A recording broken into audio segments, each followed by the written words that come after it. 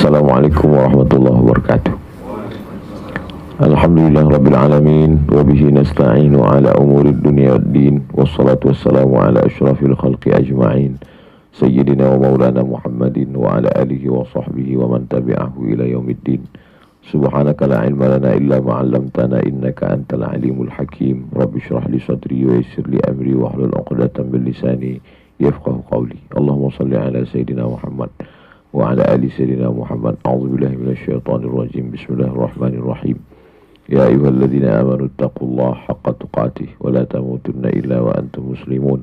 Ya ayyuhalladzina amanu taqullaha wa qulu qawlan sadida yuslih lakum a'malakum wa yaghfir lakum dhunubakum wa man yuti'illaha wa rasulahu faqad faza fawzan 'azima. Amma ba'd. Kita akan bahas surat Ali Imran ayat 142. A'udzubillahi minasyaitonir rajim. Am hasibtum an tadkhulul jannah? Apakah kamu sangka kamu akan masuk surga? Walamma ya'lamillahu alladhina jahadu minkum. Sebelum diketahui siapa yang berjahadu, dari 3 huruf jim, ha, dal. Dari kata jahadu inilah makna jihad.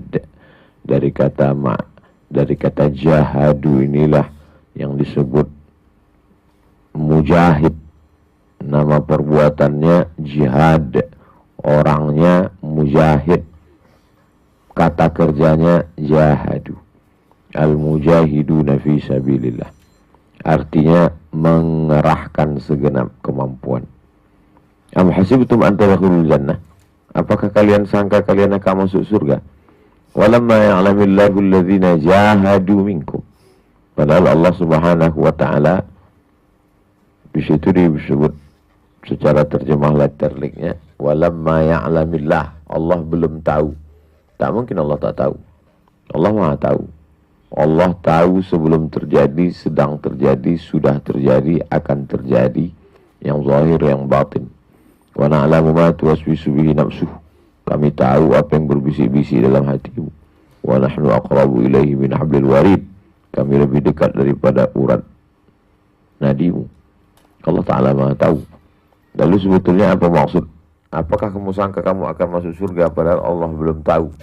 Maknanya di situ adalah pengetahuan Allah itu sempurna, tak ada cacat kurang sedikit pun. Jadi sesungguhnya Allah mau menyadarkan kita, layak tak kita ini masuk surga. Allah cuma mau kasih tahu sama kita, kamu ini belum layak, kamu ini sudah layak. Maka dia beritahu. Cara dia memberitahunya, yang pertama adalah siapa yang berjihad. Hari ini kata jihad ini diartikan negatif, bahwa kita membunuh orang, menyerang orang. Jihad dalam Islam adalah mengerahkan segenap kemampuan. Yang pertama, kemampuan dalam bidang apa? Ayat lain menjelaskan, hal adullukum ala tijaratin tunjikum min azabin alim. Maukah kamu aku tunjukkan perniagaan, tijarah, dagang, bisnis. Tapi ini unik, yang satu ini. Kenapa digunakan kata tijarah di situ? Karena orang Makkah itu pedagang. Nabi SAW pedagang. Khadijah pedagang. Ketemunya Nabi dengan Khadijah karena dagang. Ayah Nabi meninggal dalam urusan dagang. Kakek Nabi Abdul Muthalib pedagang. Ayat yang pertama turun tentang riba, mengharamkan riba untuk modal bisnis dagang. Siapa itu? Abbas, paman Nabi, yang mendirikan rumah besar bernama Darun Nadwah di kota Makkah. Itu adalah Qusay. Qusay itu adalah kakek kelima dari bawah. Muhammad bin Abdullah bin Abdul Muttalib bin Hashim bin Abdi Manaf bin Qusay. Qusay pedagang sukses. Orang Makkah itu umumnya pedagang. Tapi ada satu dagang yang bisa menyelamatkan kamu dari azab Allah, dari neraka jahanam. Hal adullukum, maka kamu aku tunjukkan, ala tijaratin, pada suatu perdagangan, tunjikum min azabin alim. Itu menunjukkan kalau kita bicara sama orang, bicaralah sesuai dengan pengetahuan orang itu secara umum. Jadi kalau di kampung itu orangnya petani, ya kita cerita tentang petani. Kalau di kampung itu mayoritasnya peternak, kita cerita sebagai peternak. Tidak usah cari contoh yang terlalu jauh. Jelas-jelas di kampung itu orang peternak. Cerita tentang astronot, tak nyambung. Makanya kalau kita lihat tentang tauhid misalnya, Allah cerita tentang pokok kayu. Kasyajaratin thayyibatin, la ilaha illallah Muhammadur Rasulullah, seperti pokok kayu. Asluha, akarnya terhunjam ke dalam tanah, wa far'uha, sedangkan cabangnya fis sama, sampai ke pucuk langit. Kenapa cerita tentang pokok kayu? Karena di Madinah itu mereka petani. Orang Madinah itu bertani, bercocok tanam, menanam pohon kurma. Begitu juga cerita tentang sedekah. Banyak tak pahala sedekah itu? Kamathali habbatin, seperti satu biji, ambatat sab'a sanabila, tumbuh 7 cabang. Wa fi kulli sumbulatin mi'atu habbah, dalam satu cabang ada 100. Satu biji ditanam dalam tanah, pecah kulitnya, keluar tunasnya, mengeluarkan 7 bulir, 7 cabang. Dalam satu cabang ada 100. Satu jadi 7, jadi 100, 700. Padahal kan cukup. Kalau mau pakai bahasa umum, orang bersedekah pahalanya banyak, selesai. Orang bertauhid, tauhidnya kuat, selesai. Kenapa cerita tauhid Allah cerita tentang pokok kayu? Kenapa cerita dagang Allah cerita tentang tanaman pokok kayu? Untuk supaya bicara itu nyambung. Begitu juga ketika mau menunjukkan suatu usaha yang bisa menyelamatkan kamu dari azab Allah. Hal adullukum ala tijaratin, maukah kamu aku tunjukkan suatu tijarah, dagang, bisnis. Tapi bisnis ini unik. Bisnis yang lain biasanya untung rugi. Bisnis yang lain biasanya pinjam meminjam, gadai menggadai, jual beli. Tapi bisnis ini tunjikum min azabin alim. Kalau kamu geluti, kalau kamu serius di bisnis ini, bisa menyelamatkan kamu dari azab Allah SWT. Apa itu? Tu'minuna billah. Percaya kamu kepada Allah. Bahwa Allah itu ada. Walaupun tak bisa kamu lihat dengan mata. Tak bisa kamu rasa dengan panca indera. Wa tujahiduna fi sabilillah. Kamu berjihad di jalan Allah. Dengan apa? 2. Bi amwalikum, dengan harta kamu. Wa anfusikum, dengan nyawa kamu. Harta dulu, baru nyawa. Karena memang tabiat manusia ini lebih sayang harta daripada nyawa. Mana buktinya? Tanyalah pemadam kebakaran. Berapa kali dia waktu mau menyelamatkan nyawa orang, Pak, keluar dari gedung, Pak, ini apinya sudah tidak kuat lagi, kami tahan. Dia masih sibuk juga jadi nyari surat tanah di dalam. Itu menunjukkan bahwa nyawa itu orang nomor 2. Yang pertama dia selamatkan adalah harta bendanya. Makanya yang pertama kali diminta Allah Subhanahu wa taala harta. Ini makna jihad. Jihad, kalau tak ada jihad maka tak mungkin kita ini Islam sampai hari ini. Hancurlah. Gara-gara orang menyepelekan jihad itulah maka tak menyebar Islam di beberapa negeri. Kita hari ini bisa bersyahadat asyhadu an la ilaha illallah wa asyhadu anna muhammadar rasulullah karena mereka dulu berjihad. Mereka bisa sampai ke kota Madinah itu karena sahabat-sahabat Nabi itu berjihad. Jadi kalau jihad sudah ditinggalkan, maka habislah dia. Makanya yang pertama kali kalau mau dibangkitkan semangat umat ini adalah jihad. Hanya saja kalau sudah kita ceramah judulnya jihad, semua sudah siap bertakbir. Padahal yang jihad di situ wa tujahiduna fi sabilillahi bi amwal, dengan harta. Jadi hari ini masyarakat ini sudah siap dia mau berjihad dengan harta ini. Cuman kita belum siap untuk administrasinya, teknisnya, caranya. Dan krisis kita adalah krisis trust, kepercayaan. Buktinya kalau dikelola dengan baik, banyak orang percaya. Kemarin ada orang dapat tanah 1000 meter. Tak cukup 1000 meter kalau untuk sekolah tahfiz Quran. Saya diminta untuk buat endorse. Saya bilang, saya kalau buat endorse di kamar, tak mau. Saya mau tengok mana tanahnya. Supaya lihat, nanti kita buat video di situ. Sampai di lokasi saya disuruh buat endorse di depan baleho. Oh, di depan baleho, bagus baleho itu dipasang di kamar, ngomong kita di baleho. Saya mau langsung di depan tanah itu. Assalamualaikum warahmatullahi wabarakatuh. Ini tanah dapat 1000 meter, tapi tak cukup kalau untuk sekolah tahfiz. Sekarang santri-santriwan, santriwatinya numpang di rumah. Rumah itu pun tumpang punya orang, hanya numpang pakai saja. Tapi di seberang jalan ini ada 5000 meter. Maukah jamaah menyalurkan hartanya Tak ketemu kita dengan jamaah itu, hanya sekedar video. Sekitar seminggu terkumpul duit 2 miliar. Tak tahu kita. Saya hanya bilang 1 meter 130.000. Bagi jamaah yang mau berkirim, kirimlah kemari. Ada yang mengirim semeter, ada yang 2 meter. Itu bukti tes bahwa umat ini punya duit. Padahal di tengah krisis nih, krisis COVID belum lagi berakhir. Yang katanya banyak dirumahkan karena PHK, karena segala macam. Buktinya bisa orang trust, kepercayaan. Jadi kalau begitu umat ini kena penyakit, belum kena penyakit wahan, hubud dunia, karahiyatul maut, sebagiannya iya. Tapi sebagian lagi adalah, maka orang-orang yang amanah, orang-orang yang jujur, orang-orang yang terpercaya, perlu berkumpul membuat sebuah komunitas. Tunjukkanlah etos kerja, keyakinan, kepercayaan umat, bangkitkan trauma masa lalu umat yang dia sudah hampir ingin bertobat daripada sedekah. Kalau ada orang tobat dari berjudi, tobat saya judi nih Pak Ustadz, tobat saya dari zina nih Pak Ustadz, tobat saya dari narkoba nih Pak Ustadz. Yang kita khawatirkan itu, saking traumanya dia melihat orang baik ini tak ada lagi, atau orang yang membawa nama agama tapi tingkahnya tidak sesuai dengan ajaran agama, akhirnya dia, saya tobat sama ustadz-ustadz, na'udzubillah. Oleh sebab itu, maka lagi-lagi tidak selamanya kesalahan masalah harta, jihad harta ini umatnya yang salah, enggak. Tapi juga institusi-institusi yang membawa nama agama, organisasi-organisasi yang membawa agama, person-person yang membawa agama. Oleh sebab itu kajian tauhid tentang kebersamaan Allah, tentang kedekatan Allah, tentang bahwa Allah melihat kita, bahwa Allah Ta'ala tahu apa yang ada dalam hati kita, tentang Allah tahu niat baik kita, itu ditanamkan.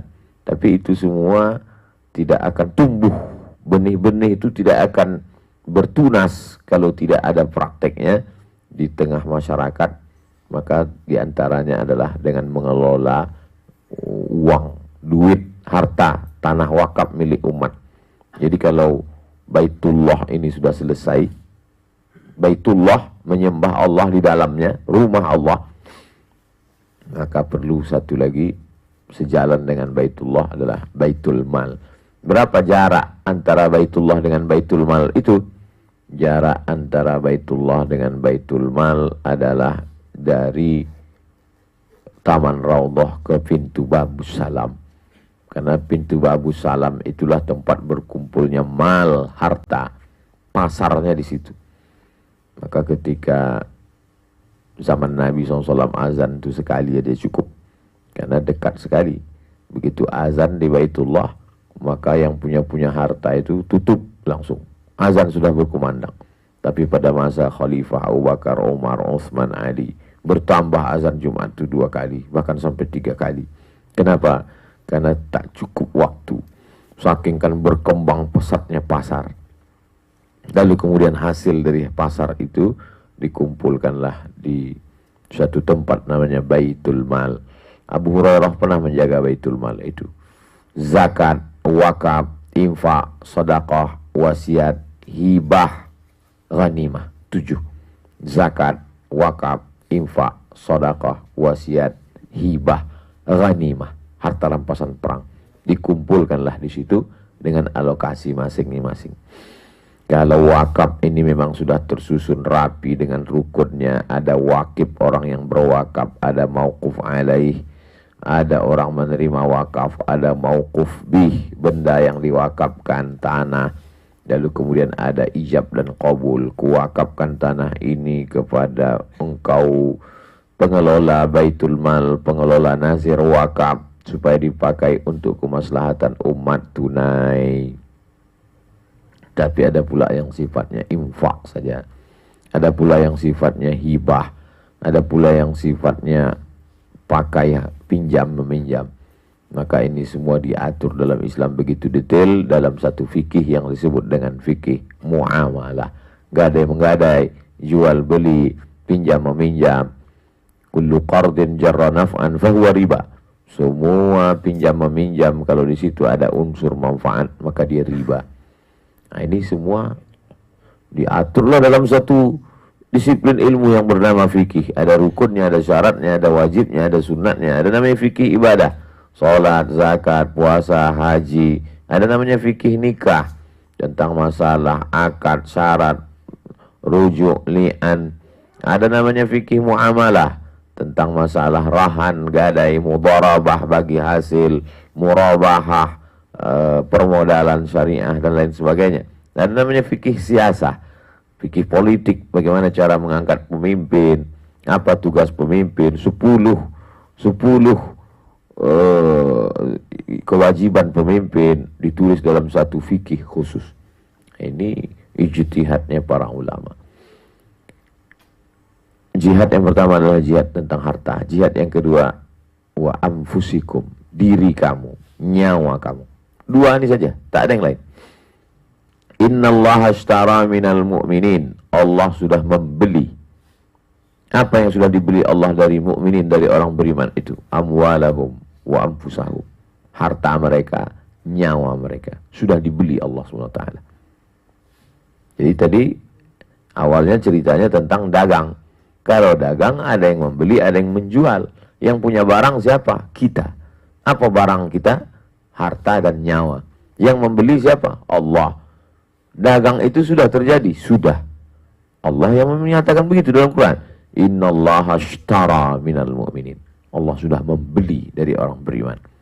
Jadi kalau ada di antara kita ini yang punya harta, punya tanah, maka sesungguhnya itu sudah dibeli Allah. Nyawa kita ini sudah dibeli Allah. Dengan apa dia beli? Bi'anna lahumul jannah. Dengan surga. Inilah perdagangan yang paling menguntungkan. Kenapa? Karena nyawa dan harta yang tak seberapa itu, maka ditebus Allah SWT. Ku beli nyawamu dan hartamu ini, maka kalau kau jual kepadaku, ku kasih surga. Ambillah dia. Bi'anna lahumul jannah. Inilah bisnis yang paling menguntungkan dengan Allah dan tak ada ruginya sama sekali. Barang yang sudah dijual tidak boleh dijual dua kali. Orang yang menjual barangnya dua kali hanya pengkhianat, penipu, pembohong saja. Saya jual gelas ini kepada Bapak 10.000 rupiah tunai. Sudah terjual. Sudah terjadi transaksi. Tiba-tiba datang orang lain. Saya beli gelas nih Pak. Berapa?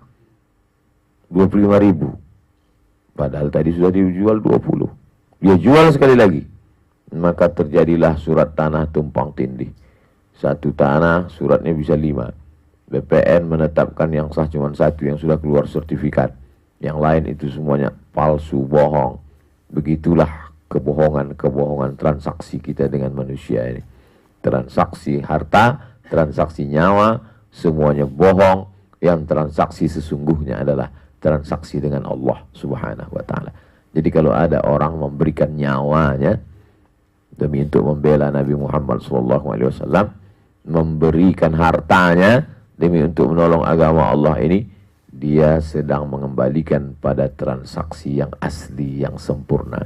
Adapun transaksi-transaksi lain itu hanyalah transaksi fata morgana, yang ketika orang sedang haus melihat dari jauh gurun pasir, air melimpah meleleh, setelah didekati hanyalah pasir-pasir kering kerontang yang panas, tak ada apa-apanya. Yang pertama adalah jihad. Ketika kita meninggalkan jihad, maka kita akan disepelekan orang, diremeh-temehkan orang. Ketika kita meninggalkan jihad, maka kita akan dikuasai oleh musuh-musuh Allah. Ketika kita meninggalkan jihad, maka sesungguhnya kita sudah meninggalkan inti dari ajaran Islam ini. Rukun Islam ada 5. Syahadat, salat, zakat, puasa, haji. Betul. Tapi yang 5 ini tak akan terlaksana kalau tak ada jihad. Bagaimana kita mau bersyahadat? Bagaimana kita mau salat? Bagaimana kita mau puasa? Bagaimana kita mau bayar zakat? Bagaimana kita mau ibadah haji kalau tak ada jihad? Oleh sebab itu, ma la yatimul wajibu illa bihi fahuwa wajib. Yang wajib ini tak akan terlaksana, terselenggara kalau tidak ada dia, maka dia menjadi wajib. Jihad hukumnya wajib. Bi amwalikum, dengan harta, wa anfusikum, dengan nyawa. Am hasibtum an tadkhulul jannah? Apakah kamu sangka kamu akan masuk surga? Walamma ya'lamillahu alladhina jahadu. Allah belum melihat di antara kamu siapa yang berjihad. Apakah yang kita lakukan ini sudah jihad? Kita bandingkanlah dengan ulama-ulama dulu. Bagaimana sahabat Nabi itu berjihad meninggalkan hartanya dari kota Makkah Al-Mukarramah menuju Yathrib. 8 hari 8 malam naik unta bersama Abu Bakar Siddiq.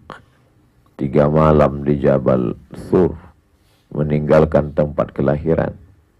Demi Allah aku mencintaimu Makkah, kata Nabi SAW. Kalaulah bukan karena kafir musyrik menghalau aku dari kampungku ini, tak akan kutinggalkan engkau Makkah. Meleleh air mata Nabi meninggalkan kampung halaman. Jihad. Makanya penuntut ilmu itu disebut orang yang berjihad. Karena pada saat itu dia sedang mengalahkan egonya, hawa nafsunya, cintanya kepada ayahnya, ibunya. Pergi anak ini diantarkan ke pondok pesantren.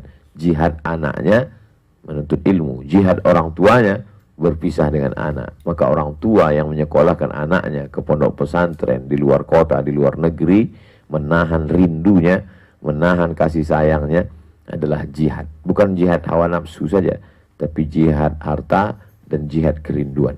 Segala langkah kita, segala hembusan nafas kita, segala bisikan telinga kita, segala lintasan dalam pikiran kita, mestilah bernilai jihad. Kalau tidak, maka dia hanya akan sia-sia, hampa, tak bisa dijadikan sebagai amal bekal menghadap Allah Subhanahu wa ta'ala. Yang pertama kali adalah jihad. Maka ditanamkan kepada anak-anak kita itu, kau mesti menjadi mujahid fisabilillah. Kalau ada orang minta doa, selalu saya doakan, Allahumma ja'al abna'ana wa banatina minas salihina was salihat, min hufazil Qur'an wal hafizat, minal mujahidina wal mujahidat fisabilika bi amwalihim wa anfusihim.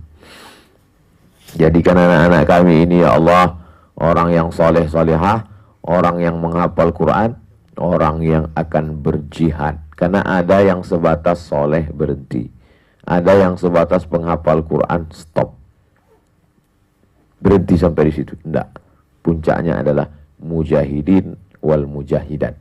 Mujahidin laki-laki, mujahidat perempuan, bi amwalihim dengan harta mereka, wa anfusihim dengan nyawa mereka. Mudah-mudahan anak cucu kita termasuk golongan itu, insyaallah.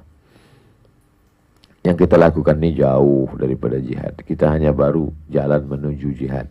Yang paling mengerikan adalah menyangka sudah berjihad padahal belum. Menyangka sudah beramal soleh padahal belum, itu kerja setan. Merasa berdosa padahal bukan dosa, itu juga kerja setan. Merasa sudah beramal padahal belum beramal, itu pun kerja setan. Oleh sebab itu, setiap saya sampai ke suatu negeri, saya melihat makam wali-walinya, saya ziarah ke masjid-masjid tua untuk melihat sekuat apa jihad mereka dulu, yang ternyata jihad kita belum ada apa-apanya dibandingkan jihad Al-Habib Abdurrahman, jihad para sultan-sultan negeri Melayu membangun masjid, menegakkan peradaban Islam, bagaimana mereka mengumpulkan hartanya, bendanya untuk menolong agama Allah di tengah hutan belantara, dan rata-rata masjid itu dibangun di pinggir sungai karena waktu itu transportasi mereka adalah bahtera perahu. Lalu kemudian mereka berijtihad, jihad mengerahkan segenap kemampuan dengan harta dan nyawa. Ijtihad mengerahkan segenap kemampuan untuk menghasilkan suatu hukum, makanya disebut dengan ijtihad fikih. Ini ijtihad Imam Syafi'i, ini ijtihad Imam Hanafi, ini ijtihad Imam Maliki, ini ijtihad Imam Hambali. Mereka mengerahkan segenap kemampuan dari mulai hafalan Qur'annya, hafalan hadisnya, ijma'nya, qiyasnya, syar'u man qablana, saddu zara'i, qaulu sahabi, istihsan, istishab, urf. Lalu kemudian dapat ilmu, ilham dari Allah Subhanahu wa taala, akhirnya keluarlah satu hukum. Berijtihad mereka di tengah bahtera perahu di tepi sungai itu, lalu menurut ijtihad mereka, firasat mereka, berhenti kita di sini. Akhirnya mereka menegakkan satu tiang, nampaklah di mana cahaya matahari, nampak arah kiblat. Di sini kita melaksanakan sholat, berdirilah masjid, dari masjidlah lahir peradaban Islam. nyawa mereka berikan untuk agama Allah SWT. Menyebarlah dakwah di hutan belantara Nusantara yang pada waktu itu hutan rimba, binatang buas dan lain sebagainya. Datanglah para ulama, para habaib itu ke negeri ini, dan dalam buku sejarah kita baca pedagang-pedagang membawa Islam ke Nusantara. Jadi seolah-olah Islam ini dibawa oleh pedagang, orang yang tidak mengerti agama. Itulah mengapa agama kita menjadi minim, kekeliruan yang paling fatal. Mereka adalah para ulama, tapi juga mereka berdagang karena mereka tidak mau menggantungkan hidupnya dari agama. Mereka adalah orang-orang yang mengikut sunnah Rasulullah SAW. Rasulullah berdagang, berniaga untuk mencari rezeki Allah Subhanahu wa Ta'ala. Pertama, kalau mau menyelamatkan agama Allah, maka adalah jihad. Yang kedua, am hasibtum an tadkhulul jannata wa lamma ya'lamillahu alladhina jahadu. Yang kedua, wa ya'lamas sabirin. Sabara diambil dari 3 huruf, artinya menahan. Sabar, menahan. Orangnya sabirun. Kalau banyak, sabiruna. Innallaha ma'as sabirina. Perbuatannya sabar. Sabar selalu diidentikan dengan sabar menerima kematian, sabar menerima sakit, sabar menerima tsunami, gempa bumi, gunung meletus, sabar menerima wabah COVID-19. Sabar selalu diartikan adalah pasif, tidak berbuat apa-apa. Itulah level sabar yang paling rendah, paling bawah. Menahan 3. Tahan lidah, jangan caci maki, sumpah serapah. Tahan tangan, jangan pukul pipi, jangan tarik rambut, jangan sobek kantong. Tahan hati, jangan sampai ada lintasan yang melawan Allah.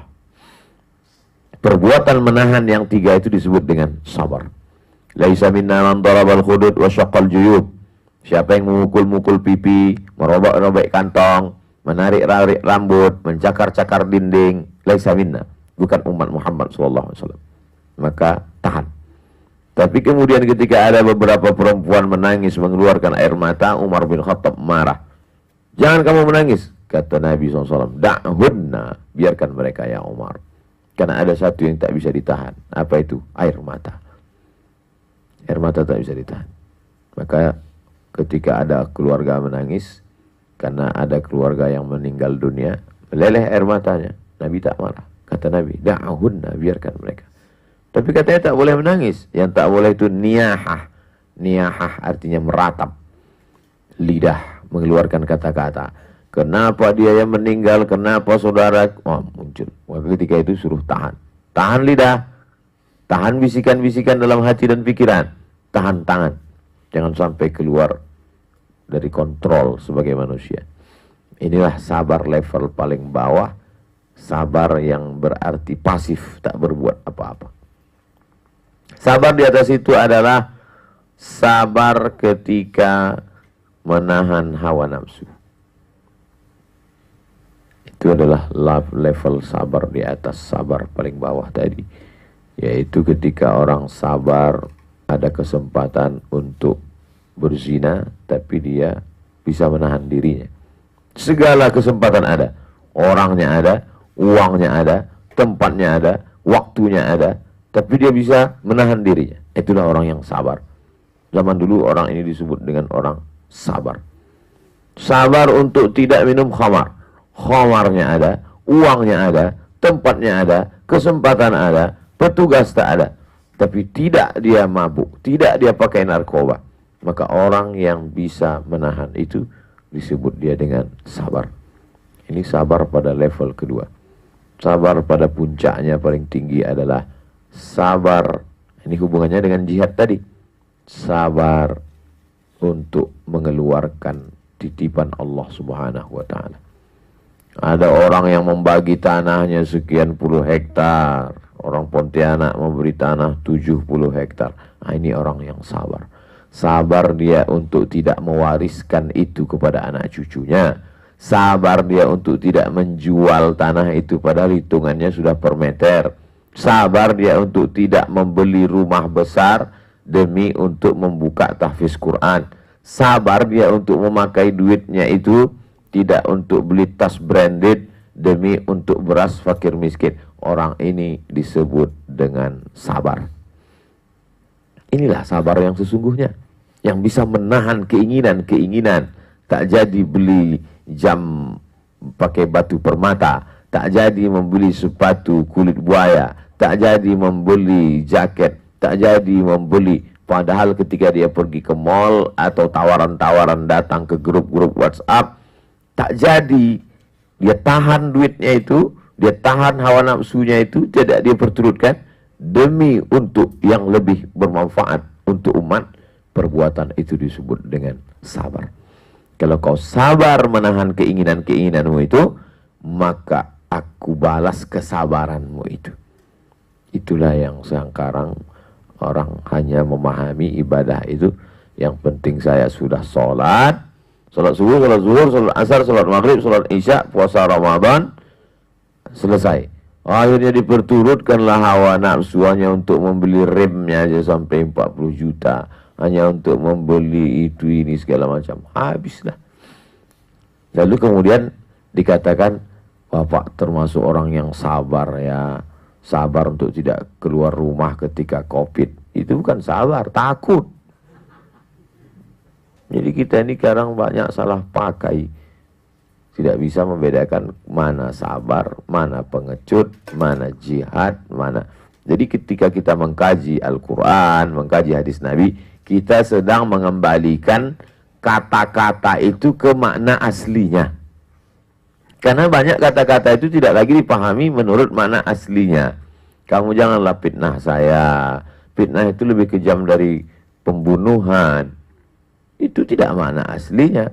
Al-fitnatu asyaddu minal qatli. Fitnah lebih kejam dari pembunuhan. Fitnah di situ adalah menyiksa orang. Memotong kaki orang, memotong telinga orang, melukai pipi orang, menempeleng orang. Itu lebih kejam daripada membunuh orang. Betul, kalau bunuh sekali tembak mati. Tapi kalau kita sakiti kulitnya, itu lebih menyakitkan daripada pembunuhan. Tapi fitnah yang dipahami orang sekarang adalah tuduhan tanpa bukti. Tidak tepat. Begitu juga dengan kata sabar tadi. Sabarlah kita, mari bersabar. Bapak Ibu kita sabar dulu pakai masker ini ya. Itu betul. Tapi sabar yang sesungguhnya adalah sabar menahan diri ketika ada kesempatan untuk buat maksiat. Saya salut dengan Bapak ini Pak Ustadz. Dia bisa korupsi, ada kesempatan, ada peluang, bisa dibantu orang, tapi dia tidak mau untuk korupsi. Itu orang sabar. Zaman sekarang orang tidak menyebut itu sabar. Ini orang paling bodoh. Kenapa tak diambil aja? Salurkan ke Yayasan Ustadz Somad. Kita pula dijadikannya alasan.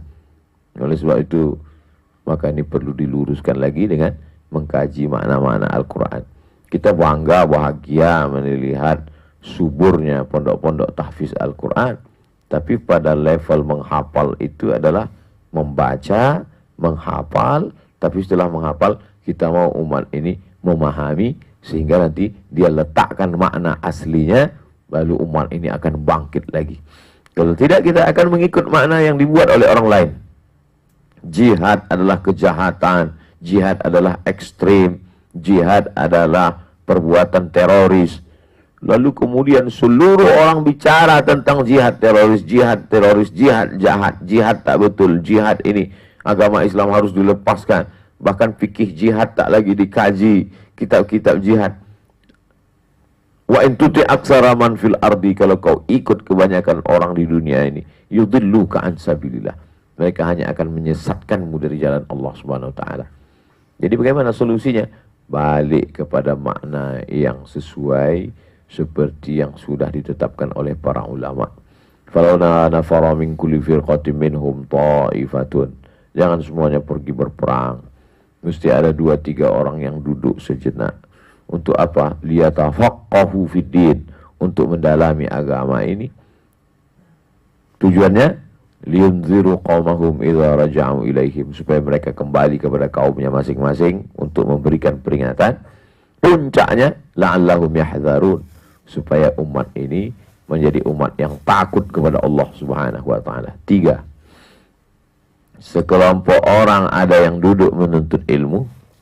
Setelah itu pulang ke kampung halamannya menyampaikan ilmu. Setelah itu umatnya menjadi orang yang takut. Sekarang 3 ini tak terwujud. Sekarang apa yang terjadi? Sekelompok orang menuntut ilmu, S1, S2, S3, profesor. Setelah itu dia menulis buku, berkarya, berceramah, menyebarkan ilmu, tapi hanya sebagai prestasi saja. Bahwa buku bestseller, bahwa ceramah mantap memukau orang ramai, tapi tidak pada tujuan la'allahum yahdharun, memunculkan umat yang takut. Kapan kita berhasil? Apa standar berhasilnya pondok pesantren? Apa standar berhasilnya tahfiz Quran? Kalau umat ini la'allahum yahdharun, umat yang takut kepada Allah. Kalau penghafal Qurannya banyak, alim ulamanya banyak, profesornya banyak, tapi perbuatan mungkar banyak, maka gagallah 3 unsur tadi. Karena puncak yang diinginkan adalah munculnya umat yang takut kepada Allah, la'allahum yahdharun. Tapi umat ini tidak bisa seperti robot satu komando langsung jadi. Makanya prosesnya panjang. Kalau tidak proses itu panjang, cukuplah Isra Mi'raj saja, sepertiga malam tak sampai dari Makkah ke Masjidil Aqsa, naik ke Sidratul Muntaha, pulang lagi, selesai. Tapi ini prosesnya manusiawi. Dari kota Makkah ke kota Madinah, 8 hari 8 malam, berhenti sejenak transit di Jabal Sur 3 malam, dilakukan perjalanan itu naik onta, tidak naik burak. Itu semua untuk menunjukkan kepada kita bahwa perjalanan ini manusiawi. Bahwa di dalam perjalanan itu terjadi mukjizat-mukjizat. Itu adalah hadiah dari Allah. Jangan lebih mengedepankan hadiah daripada pokok utamanya. Sekarang banyak yang lebih dikedepankan cerita tentang mukjizatnya, tentang karomah-karomahnya. Lalu kemudian inti substansi makna aslinya hilang. Padahal jihadnya dulu. Setelah jihad barulah datang pertolongan Allah Subhanahu wa ta'ala. Kenapa pertolongan itu tak datang? Karena kita meninggalkan jihad. Kenapa kita disepelekan orang? Karena kita tidak berjihad. Jihad menurut makna sesuai Quran dan sunnah Rasulullah sallallahu alaihi wasallam. Am hasibtum an tadkhulul jannah? Apakah kalian sangka kalian akan masuk surga? Walamma ya'lamillahu alladhina jahadu minkum wa ya'lamas sabirin. Sebelum kamu melakukan 2, yang pertama adalah jihad dengan harta dan nyawa, yang kedua adalah sabar dalam 3 level. Sabar menerima ujian, sabar menahan diri dari dosa, sabar untuk menahan hawa nafsu, untuk meraih amal soleh di hadapan Allah Subhanahu wa ta'ala. Kita berharap kita ini adalah orang-orang yang berjihad dan bersabar insyaallah. Amin ya rabbal alamin. Itulah yang saya sampaikan pada kesempatan ini. Al-Baqarah 142, itu pun tidak habis 1 ayat, setengah ayatnya. Walaqad kuntum tamannawnal mauta min qabli an talqawhu faqad ra'aitumuhu wa antum tanzurun. Setelah habis ayat itu barulah wa ma Muhammadun illa rasul. Imam Al-Biqai adalah imam ahli tafsir yang membuat satu teori konsep tentang hubungan ayat dengan ayat. Sebelum itu Al-Munasabat namanya. Munasabat artinya keserasian, kesesuaian, korelasi antara satu ayat dengan satu ayat. Apa hubungan ayat dengan wa Muhammadun illa rasul? Kalau kamu mau melihat orang yang jihad dan sabar, wa ma Muhammadun, itu ada pada Muhammad sallallahu alaihi wasallam. Jihad Nabi Muhammad, nyawanya, hartanya dia berikan untuk agama Allah. Sabarnya Nabi Muhammad SAW, kalau mau Nabi Muhammad itu untuk membuat tempat tidur dari emas, bisa. Dengan harta yang dia miliki itu, Nabi Muhammad, lalu kita pun datang ke kota Madinah melihat tempat tidur Nabi Muhammad dari emas. dan bangga kita semua. Tapi hari ini apa yang terjadi? Pergi kita ke Madinah, masuk ke museum replika rumah Nabi, yang kita lihat hanyalah anyaman pelepah korma. Datanglah Umar bin Khattab menawarkan kasur. Ya Rasulullah, ini bagaimana kalau kita ganti saja ini kasurmu dari anyaman kurma. Tidur Nabi di anyaman kurma itu berbekas pundaknya. Umar tak sampai hati, kata Umar, bagaimana kalau kami ganti dengan firash, dengan kasur. Kata Nabi SAW, aku tak ada hubungan dengan dunia, dunia pun tak ada hubungan dengan aku, hai Umar. Aku ini hanyalah orang seperti kepanasan, karena matahari lalu bernaung di bawah pohon yang rindang. Panas terik, bernaung sebentar. Nanti matahari condong, aku pun berlalu. Begitulah Nabi memahami hidup ini. Padahal Nabi itu kaya raya, duitnya banyak, ontanya banyak, bisnisnya banyak. Tapi dia menganggap itu semua sudah diserahkannya sama Allah. Pastilah sama macam orang-orang kaya zaman sekarang. Ini Pak Ustadz, rumah ini, mobil ini, motor ini semuanya titipan Allah Pak Ustadz. Tapi dipinjam orang sebentar, risaunya minta ampun. Katanya titipan Allah. Tak sesuai apa yang dicakapkannya dengan sikap. Kita ini seperti orang bernaung di bawah pohon rindang, sementara matahari redup. Jadi kalau kebetulan sekarang ini jam 12 siang, sedang panas-panasnya, nunggu jam 2 aja. Begitu datang jam 2, langsung perjalanan berlanjut. Kalau mau merasakan bagaimana ucapan hadis Nabi ini, nanti pada saat bisa berangkat umroh, pergilah ke Padang Arafah, bernaung di bawah pohon rindang jam 12, nunggu jam 2, jam 3. Tapi kadang tak selamanya nunggu jam 2, jam 3. Kadang di jam 12 itu pun redup karena tiba-tiba datang awan. Kalau sudah redup, perjalanan pun berlanjut. Begitulah hidup nih. Kun fid dunya ka'annaka gharib. Jadilah engkau hidup di dunia ini macam orang yang musafir. Gharib itu artinya musafir. Orang musafir itu bagaimana? Musafir tidak pernah menetap di tempat satu tempat. Pontianak, habis Pontianak Singkawang, habis Singkawang Sambas, habis itu balik lagi Pontianak, habis itu kemudian Ketapang, dari Ketapang balik Pontianak, habis itu ke Jakarta. Maka ini hanyalah tempat singgah semata. Pahamilah bahwa ini tempat singgah. Carilah harta sebanyak-banyaknya di tempat singgah untuk bekal ke tempat berikutnya. Manfaatkanlah nyawa yang dititipkan Allah di badan ini untuk tempat berikutnya. Karena di tempat singgah ini hanya sekejap menunggu matahari redup. Mudah-mudahan selamat kita di tempat singgah. Karena di tempat singgah inilah yang banyak orang tak selamat. Merasa nyaman di tempat singgah, musibah terbesar. Merasa nyaman di tempat singgah adalah musibah umat ini yang paling besar. Sekarang kita menyaksikan banyak orang begitu nyaman di tempat singgah. Padahal di tempat singgah, tempat singgah itu kan cuman isi bensin, masuk ke toilet, lanjut perjalanan. Kalau ada orang yang nyaman di tempat singgah, supir truk sampai tidur 2 hari 2 malam di tempat pom bensin, ini bermasalah. Karena tujuan akhirnya bukan ini. Tujuan akhirnya adalah puncak dari perjalanan ini adalah ketika bisa bersama dengan Nabi Muhammad SAW. Itulah puncaknya. Kalau sudah itu, barulah istirahat. Jadi kalau ada orang mengatakan, saya Pak Ustadz di hari tua saya ini mau istirahat saya. Berarti dia tak paham perjalanannya. Istirahat kita bukan di sini. Istirahat kita adalah nanti. Sekarang, makanya ulama-ulama itu tak ada beristirahat. Syekh Yusuf Al-Qaradawi, paling tua sekarang ulama. 80-an, hampir 90. Tak ada istirahat. Masih tetap lagi. Bahkan Syekh Muhammad Said Ramadan Al-Buti terus di hari tuanya. Sekarang masih viral lagi video beliau beberapa tahun yang lalu tentang masalah Denmark. Waktu itu apa kata beliau?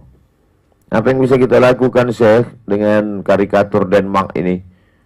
Kata beliau, boykot semua produk-produk Denmark. Itu adalah tikus al-fa'rul qadar, kata beliau. Tikus-tikus najis, jangan sampai ada menggelegar. Padahal beliau da'i dari Suriah, lembut suaranya. Tapi kalau udah cerita, waktu itu usianya lebih 70 tahun. Bahkan meninggalnya pun saat tausiah. Meninggalnya pun saat tausiah dan sebagai syahid. Tak ada istirahatnya para ulama. Jadi kalau ada orang dulu sibuk dengan dosa, baru kemudian taubat pagi, sore mau istirahat. Aku mau istirahat sekarang. La ilaha illallah. Gara-gara apa itu? Gara-gara salah memahami tempat singgah. Tak ada istirahat. Jadi kalau ada orang nanya saya, kapan Ustadz istirahatnya? Tak saya jawab. Kita viralkan aja ceramah subuh. Supaya tak ditanya-tanyanya lagi kapan istirahat. Istirahat kita adalah ketika kita bisa bersama dengan Rasulullah sallallahu alaihi wasallam, ma'an nabiyyin was-siddiqin wasyuhada was-salihin. Itulah istirahat. Ihdinas siratal mustaqim, kasihlah kami jalan yang lurus. Siratal ladzina an'amta alaihim, jalan yang pernah kau berikan kepada mereka. Siapa mereka itu? Minan nabiyyin was-siddiqin wasyuhada was-salihin wa hasuna ulaika rafiqa. Mereka itulah sahabat yang paling baik. Sahabat yang sekarang semuanya akan menjadi musuh. Sahabat karena sama-sama jual tanah, sahabat karena sama-sama mengelola tanah, sahabat karena sama-sama mengelola hutan, sahabat karena sama-sama mengelola ikan, persahabatan karena sama-sama berada, ada berada menjadi bersaudara. Sayang kawan, sayang saudara, ada berada.